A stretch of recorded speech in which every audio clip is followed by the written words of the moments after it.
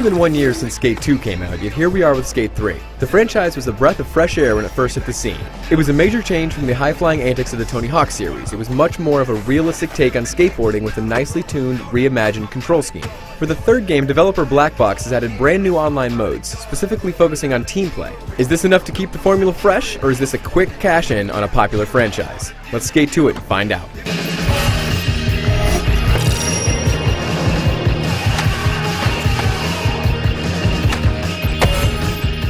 The first thing you'll notice about Skate 3 is that it looks an awful lot like Skate 2.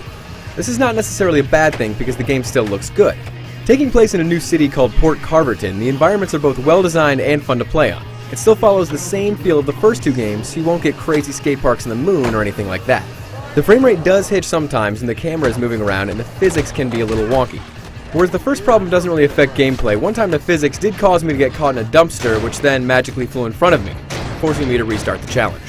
Besides that, the other presentation stuff is well done. Both the soundtrack and sound effects are good. The interface to make, share, and download replays is slick, and it's fairly easy to build a custom skate park. Skate 3 gives you a lot more options to build your own park. If you're into that sort of stuff, there's a lot to love. Oh, and Jason Lee from My Name is Earl coaches you how to skate. How can you not like that? You're gonna get good, and if you don't, I'm gonna break your board! Coach Frank.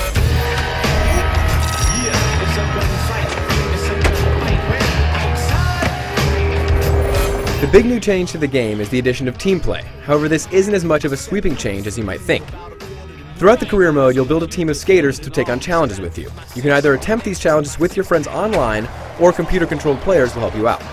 The setup is pretty cool and almost every challenge in the game can be done with multiple people. Some of them require you to skate all at once, others you take turns, and others you compete against rival teams.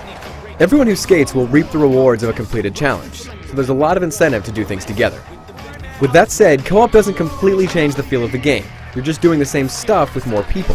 But for now it feels like a solid online mode that could have been expanded upon with some truly fresh content.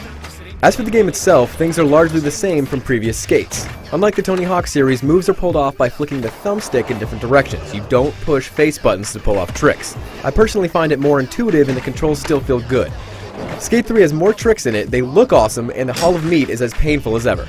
I personally found some of the challenges to be really annoying and intentionally frustrating. I get that it's supposed to be a hardcore approach to skateboarding, but the trial and error of replaying challenges over and over again still drove me crazy. With that said, the developers put in new difficulty options. There's an easy mode that's more forgiving and a hardcore mode where your timing needs to be perfect.